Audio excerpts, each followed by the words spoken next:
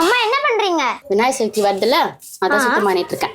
ஐயோ, எனக்கு விநாயகர் கிட்ட வேற ஒரு டவுட் இருக்கே. எனக்கு எந்த டவுட்டா இருந்தாலும் வெளியே விநாயகர் இருக்காரு. என்னது, விநாயகர் வெளியே இருக்காரா? நான் அவரே போய் கேட்டுக்கோ, என்ன வந்து தொலை பண்ணிட்டு இருக்காரு. வெளியே இருக்காரு வேறா. ஐயோ, இப்போ விநாயகரை நான் எங்க போய் தேடுவேன்? ஐயோ, இந்த மாதிரி பிள்ளையார் கிட்ட நம்ம எப்படி போய் கொஸ்டின் கேட்கறது? அவர் எப்படி ஆன்சர் பண்ணுவாரு? இல்லடா, யோசிச்சுக்கிட்டே வர. இந்த மாதிரி எங்க அம்மா வந்து வேலை செஞ்சுட்டு இருந்தாங்களா, நான் போய் அவங்க கிட்ட கொஸ்டின் கேட்டேன். என்ன கொஸ்டினா இருந்தாலும் பிள்ளையார் கிட்ட போய் கேட்க சொன்னாங்க. என்ன கொஸ்டின்? இந்த மாதிரி பிள்ளையார் வந்து எலியை தானே வாகனமா ஓட்டுறாரு, ஏன் ஒரு பைக்கு, மோட்டார் பைக்கு, காரு அதெல்லாம் வச்சு ஓட்ட மாட்டேங்கிறாரு?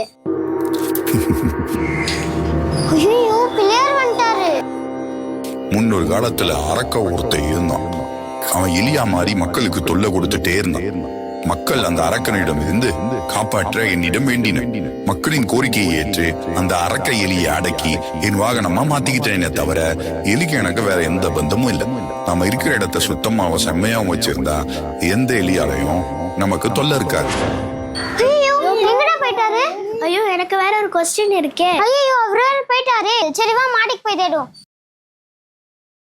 ஐயோ, பிள்ளையார் இப்ப எங்க போயிட்டாரு? ஐயோ, சரி சொல்லு, உனக்கு என்ன கொஸ்டின் வேணும்? நான் கேட்ட பிள்ளையார் வருவாராடா? நீ சொல்லு. பிள்ளையார வேணா சூப்பர்மேன் சக்தி கிடைக்கும், உண்மையா? பிள்ளையார் வந்துட்டாரு. மனுஷனா பிறந்து எல்லோருமே சூப்பர்மேன் தான். வெறும் மந்திரம் சொல்றதுனால மட்டும் முகத்தான காரியத்தை படைச்சிட முடியாது. நமக்கான ஒரு கோலை நிர்ணயிச்சு முழு ஈடுபாட்டோடு அதை செயல்படுத்திட்டு வந்தா நம்ம எல்லோருமே சூப்பர்மேனா ஆக முடியும்.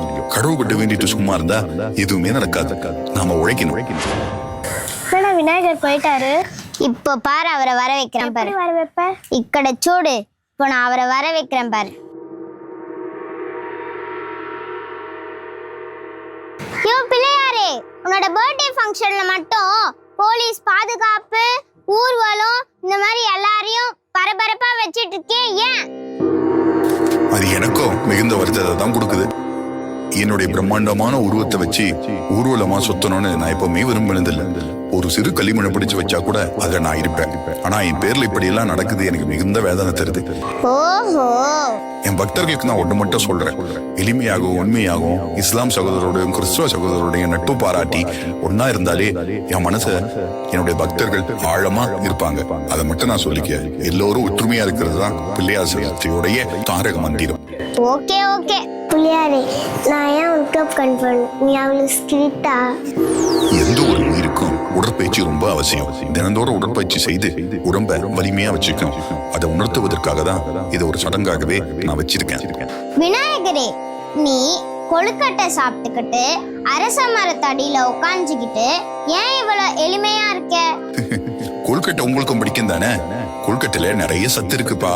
உங்க அம்மாக்கள் செய்யும் போது அதுல நிறைய தானியங்களையும் சத்து மிகுந்த உணவுப் பொருட்களையும் அதை சேர்க்கிறாங்க. அதை சாப்பிட்டா உங்களுடைய உடல் வலிமை பெறும். உங்களுக்காக தான் நானே சாப்பிடுறேன். எந்த ஒரு பொருளும் சாதாரணமானது இல்லை.